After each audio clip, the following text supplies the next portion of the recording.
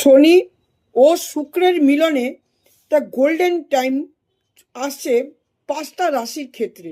এবার 5টা রাশির থেকে কিছু কিছু রাশি আরও আছে যারা এই সুবিধা বা সুযোগটা অবশ্যই পাবে। তাই জন্য টাইমটাকে নষ্ট না করে ভালোভাবে কাজে লাগান।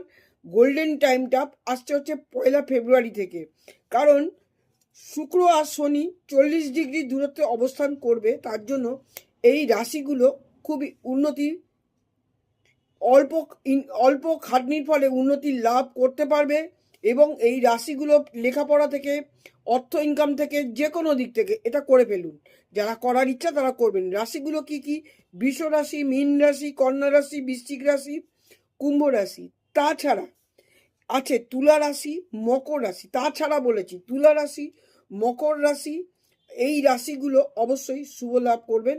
শুভ লাভের জন্য কর্ম করুন, অবশ্যই শুভ ফল এই রাশি এই কিছুদিনের মধ্যে আপনারা পেয়ে যাবেন। 1 ফেব্রুয়ারি থেকে এটা শুভ যোগটা তৈরি হচ্ছে।